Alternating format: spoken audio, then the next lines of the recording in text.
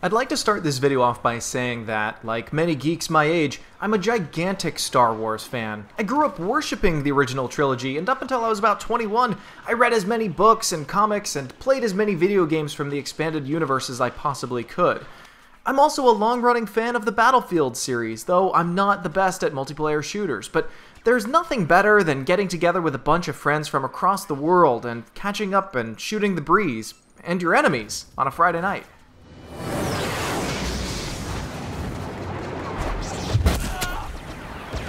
Your cause is hopeless.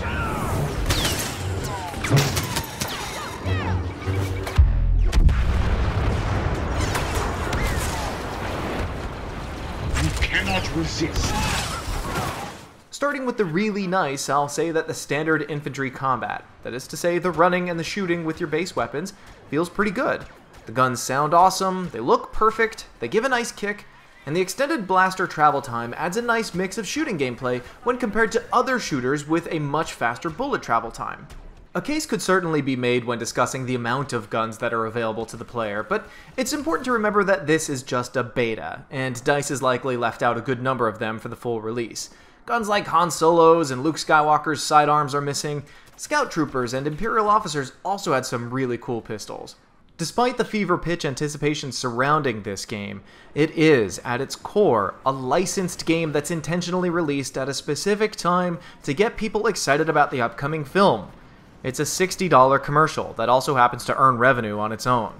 The film is also going to drive more casual gamers, and I'm not using that term in a pejorative form, to go to their PCs and their consoles and look for the latest and greatest Star Wars game. This will be their go-to game. With that in mind, DICE is definitely catering to a less hardcore crowd. Battlefront will never be a game seen in the competitive world. Is that a bad thing? Definitely not, but when sliding their scale from challenging to approachable, I think DICE moved the scale a little too far in a lot of cases.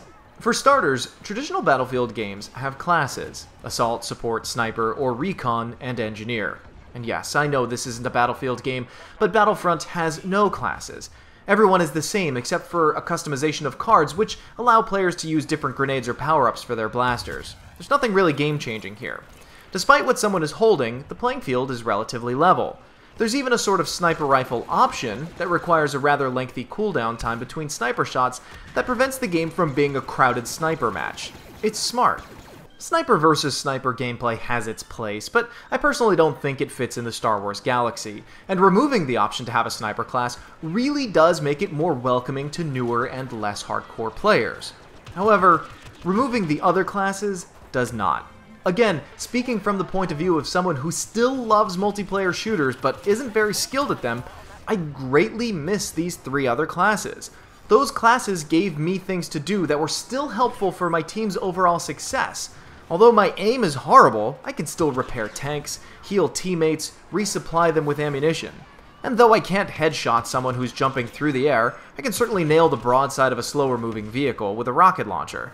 What's left is a twitchier mode of gameplay that lacks variety in some areas. But moving back to where the game's problems are as they currently exist. Spawns in the game are absolutely atrocious. You'll appear in the most vulnerable places, and there are already players who have memorized the terrible spawn spots, and exploit them. The game will not have server browsers, which I don't mind as much, but what saddens me about this fact is that it means there won't be any alternative modes of gameplay provided by the developer. There's no chance of a hardcore mode where infantry aren't bullet sponges for one another, and there's no toggling friendly fire. I personally prefer a hardcore mode. It prevents an all-too-common situation for me, where I could get the jump on someone, shoot them several times in the back, just to have them turn around and one-shot me in the face. Vehicle gameplay is almost all-around disappointing, especially on PC, which is really weird coming from DICE. While aiming with an ATST or an AT-AT walker, your rounds don't go anywhere near where the reticle is pointing, and it's really sad there's no first-person point of view for them. I want to play from the cockpit of the walkers. The controls for flying are just a mess. Either your mouse is entirely too sensitive, or not nearly sensitive enough, which results in you rocking your mouse over and over again just to be able to make a turn tight enough and not die immediately. Speaking of dying immediately, When you first spawn as a ship, you fly in a straight line for a solid 3 to 5 seconds without being able to maneuver or return fire, but during that time, you can take damage. I have been shot down, and have shot down other players during this time of absolute vulnerability. Ship spawns need to be redone. The game needs bots, badly, for a few reasons too. For starters, the Battle of Hoth's environment looks outstanding, simply stunning, but it's also a giant open snowfield. Even on a full server, it can look pretty empty versus the crowded battlefield of the film. Bots are great for not only adding much needed flair, but again, they cater better to less hardcore players. You might not be amazing at killing human-controlled characters, but taking down a few bots lets players feel helpful without having the experience feel dumbed down for the people who take the game more seriously. There are power-ups on the field that infantry can pick up. They can be vehicles, hero units, or specialized grenades, shields, or even calling in orbital strikes. At first, I didn't like the idea of random drops, but the more I thought about it, the concept grew on me. In some shooters, the game rewards players who are on a killing spree, giving them ridiculous powers to extend their reign of terror. This levels the playing field. Anyone can be the hero, anyone can pilot ships or vehicles, anyone can call in the decimating drops, and you don't have to be a reflex player to be able to enjoy it. I am honestly stunned, absolutely stunned by 2 omissions from this game. The first, there's no single-player story. For a Star Wars game, I think this is the greatest missed opportunity. Obviously, they'd need 2 small campaigns, a Rebel one and an Imperial one. The survival mode presented here in the game simply doesn't cut it. At all. 1 playthrough of that and you'll be done, and you'll never feel the urge to replay it ever again. And second, there's no Battlefield 2142 inspired Titan mode. 2 gigantic capital ships in the sky, raining death down below, ground troops fighting over control points while mech walkers duke it out against aerial fighters, topped off with a cinematic conclusion in narrow corridors trying to destroy a capital ship from within. That is what I expect from a Star Wars game from DICE, especially since they created 2142 almost 10 years ago. I'm also really worried about cheaters and hackers, which there will be a lot for a game this popular. DICE has always been uncaring about exploiters, cheaters, and hackers. Given their track record, I'm really scared for Battlefront's future. Finally, a good number of people will leave in a few weeks after launch. It's the typical cycle of modern first-person shooters.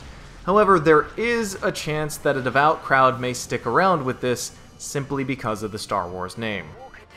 It is nice DICE let people try out a beta this extensive. People got to figure out on their own if they really wanted to buy the game, or if their machines could run it in the first place. Personally, the things that disappoint me about Battlefront outweigh the things that impress me. The sound and the graphics, amazing. As a Star Wars fan, it's truly wonderful to explore the world in such an immersive way. But as a gamer, there's too much wrong with Battlefront that goes beyond what can be fixed with a simple patch. From where I stand, this looks like a cash-in on a hot licensed franchise. It's a super polished and gorgeous cash-in, but after my free weekend with the game, I don't feel the need to go back to my favorite galaxy far, far away. Not at full price anyway. I don't expect a Star Wars Battlefield game, but I do want a game that's built on the lessons learned from the dozens of first-person shooters that came before it.